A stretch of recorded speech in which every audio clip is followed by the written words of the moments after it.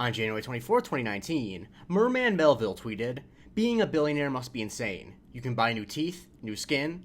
All your chairs cost $20,000 and weigh 2,000 pounds. Your life is just a series of your own preferences. In terms of cognitive impairment, it's probably like being kicked in the head by a horse every day." This is the Museum of Twitter, the show we talk about the most important tweets in the history of Twitter.com. Unfortunately, our lives these days are very much determined by the whims of billionaires. And I think that this tweet is important because it gets at why billionaires are so insane. And I know some people are going to be like, this tweet's too sympathetic to billionaires. They're bad because they're bad people and that's how they got the money. And yes, I agree. You cannot accumulate the wealth to become a billionaire without doing bad things. But I think we have to be honest, the decisions that billionaires make in our world today are not straightforward like power decisions. They're really weird decisions. They're deluded decisions. No one can look at the day-to-day decisions made by Elon Musk and conclude that he is someone who is operating in the same reality as the rest of us. Clearly, his brain has been warped by more than just the accumulation of money. Money can explain a lot of his behavior, but it can't explain, for example, why he takes steroids but doesn't work out, so therefore his body looks like a sort of crumpled cardboard box. That is explained, I think, by this tweet, that he just lives his life based on his own preferences, and no one tells him no. I think the reason why this tweet is so profound to me is because while it is talking about billionaires, it gets at something that is fundamental to the human condition that we don't think about a lot. Restrictions to what we're able to do, restrictions on the choices we make,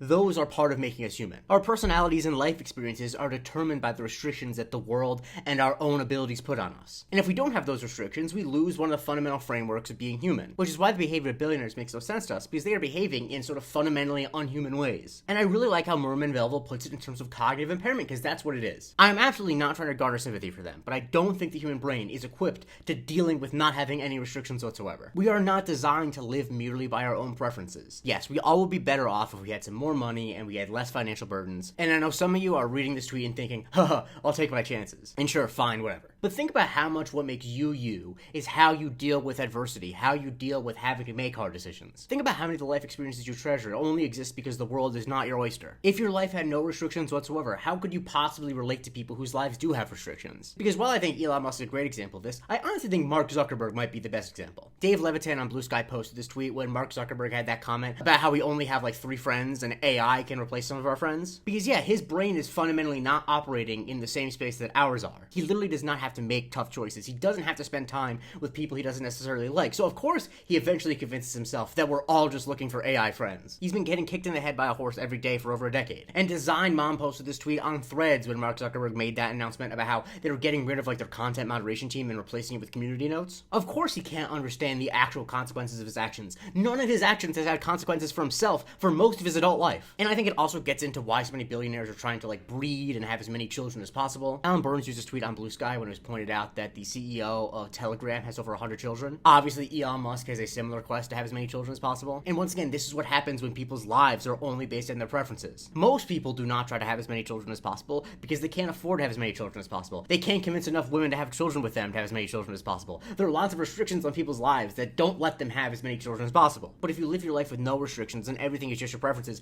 maybe your preference is just to have as many children as possible. And the fact that you have the ability to do that will warp your brain. You will not be able to understand people who do not have the ability to do that. Of course, as Pliny the Elder pointed out in response to the original tweet, power does cause brain damage, as multiple studies have shown. The less you get told no, the less you're able to understand other people. And I think your number one source for absurdist true crime gave a good example of something similar with thinking of the music industry and how there's a pipeline that surrounds freshly signed artists with yes men. Kind of a love bombing to make them more malleable. With time, the same impairment takes hold. I think that's a good point because what is being a billionaire but getting love bombed by like the world? You're so insulated from any consequences that it really does feel like the world is just telling you that it loves you. That you're the most special boy, that nothing you can do is wrong. And the reason why this tweet came up in my timeline again is that Eva Gawayed was talking about Jeff Bezos and Lauren Sanchez's wedding, and she was commenting on the plastic surgery that Lauren Sanchez had done, and she said, okay, it's time I engage the public with this question I've been talking about incessantly to friends. How did distorted face become the billionaire's wife aesthetic? These men can quote who they want. My theory is about conspicuous consumption. I'll mutilate myself for your pleasure. And Sarah Hinckley quoted that and said, so I think it's literally just this, and posted Merman Melville's tweet. Because I think that aesthetics and beauty might be the place that this is most stark. Because I think if you were to pick a generic woman and be told, hey, you can give her any plastic surgery you want to build your perfect woman, the result would not actually be the woman you're most attracted to. You cannot create a human being out of a series of your own preferences. But of course, billionaires try. And so that's why what results look so alien, because people are not a series of preferences. The person you would be most attracted to, your actual soulmate such as it exists, is not just a laundry list of what you like most in women. But if you have the ability to convince yourself you can create that, because your brain has been so warped by getting kicked in the head by a horse,